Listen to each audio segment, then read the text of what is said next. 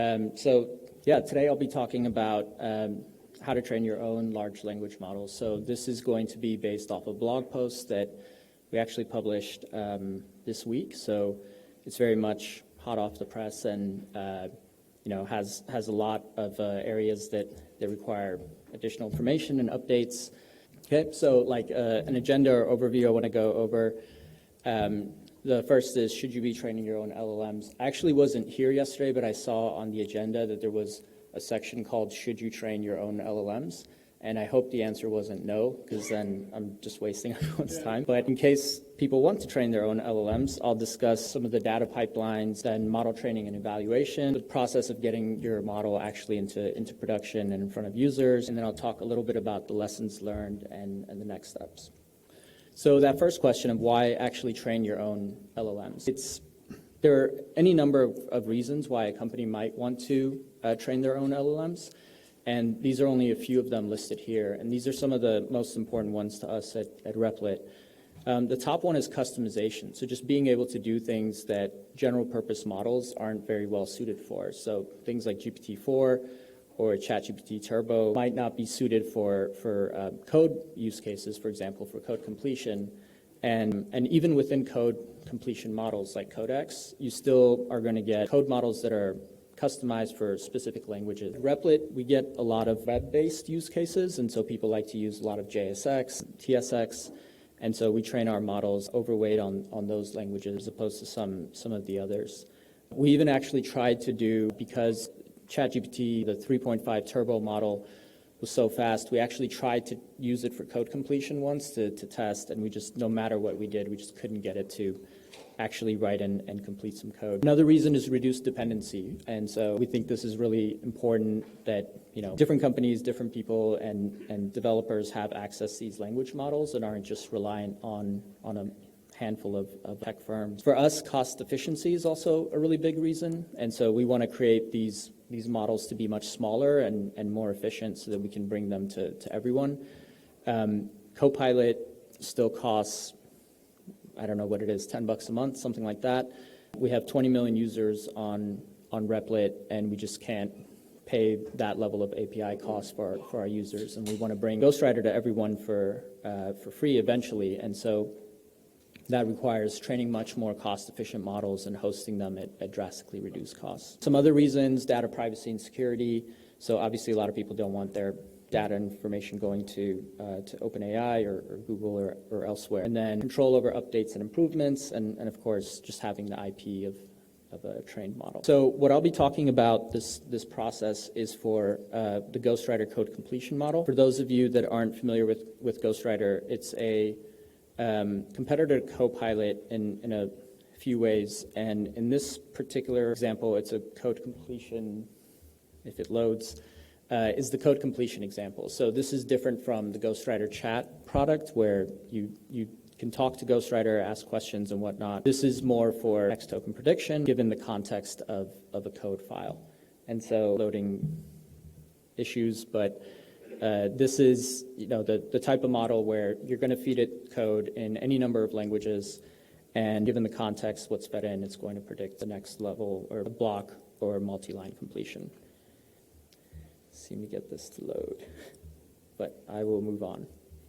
Okay, so what is the tech stack that we use for this? The sort of like modern LLM stack that we think at least is the modern stack at Replit. We use DataBricks for all of our data pipelines, and so that includes all of the pre-processing, the summary statistics, analytics, transformations, and pretty much everything else. It falls pretty central in the diagram of our use case. Hugging Face, which I'm sure everyone is familiar with here and uses all the time. So a great resource for data sets, pre-trained models, tokenizers, and various inference tools, especially for code. We make use of their inference tools, and I'll talk about that a bit later.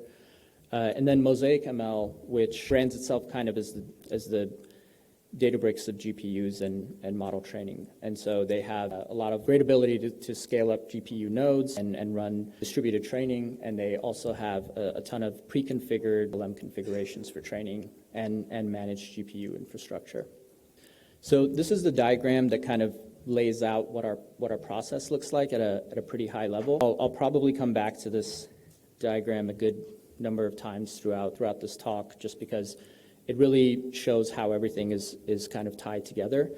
The three stages of this diagram, one would be data processing is the first stage. So everything that falls under this sort of DataBricks umbrella, we consider data processing. And that's where we spend the majority of time and effort in this process. Then you have the actual model training. And so this is this kind of Mosaic ML portion of the diagram. So the ability to scale up GPU clusters and nodes, actually run the training. And then there's what we call, inference or production or deployment to production. And so this is actually hosting the model, making it run inference much more quickly, being able to do model evaluation, and deploying these models up on a server where the replit client and the user can actually access them. So let's start with that first portion, which is the data pipelines. Obviously, there's way more than I could possibly go into in 30 minutes, but I'll just give some broad overview. So we start with a large corpus of permissively licensed code data from the stack, and the deduped version of this data set is available on Hugging Face in Parquet format, or the Hugging Face dataset format. So this is a dataset collection. It comes from the GitHub archive, a bunch of different repos, a raw data set that then they select based on various extensions, based on the languages, and they do license filtering and near deduplication on this. I believe the number of languages is something like 358 programming languages, so they have everything on there, and it's the primary data set that we start with for training code models. Yes. Yes, there are definitely going to be bugs in that code. So we'll talk about that in a second. I mean, we can identify some of them and then deal with them ideally, but it's kind of one of the things that comes with the territory. And there are different ways to increase the quality of your training data, and I'll talk about those in a minute. So it's kind of a funny process. If you look at this diagram, we start on Hugging Face with the stack dedupe and almost immediately go to a different format within DataBricks. And that is because DataBricks allows us, it's what we use for all of our processing and transformations. I'm sure a lot of people here probably have used the Transformers library from Hugging Face in some form. And Transformers is great. It really abstracts away a lot of the issues or complications of working with this type of data and for these various purposes. But if you want to train your own models, you really need much more control over the data in a way that you just can't get from the Transformers library. And so that's part of the motivation, is to move it onto a platform where you can deal with data at scale and from a variety of different sources.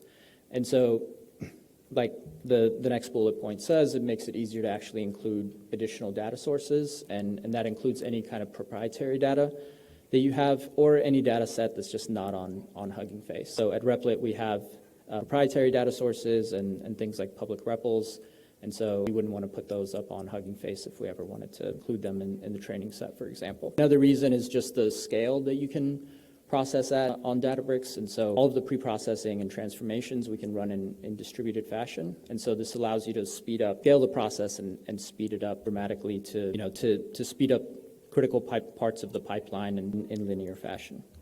And then lastly, it's a very tractable and extensible process. So we actually do a lot of this work just in notebooks, and we can track the progress of each of these runs. We can keep track of all the different data analytics that we do along the way, the samples that go into the training and whatnot. So here's an example of some of these like transformations. So this is done in a DataBricks notebook, and a lot of the kind of pre-processing steps that I'll go into next. It's really important to dive into your data and really understand it and have a 360-degree view of what's inside. Even deduped, 2.7 terabytes of code data is a ton to look at, and you're going to find a lot of garbage in there. And even the steps that you want to take, so things like being able to remove bugs from code, or just even being able to remove things like binary files or any other sort of garbage that may have ended up in there. There's really no good way but to be able to analyze this data at scale and actually just jump into it and look at it. So here's an example of something we might do where we remove auto-generated code from the data, just because a lot of this is going to introduce duplicates and really reinforce certain coding styles that we may not necessarily want the model to pick up on.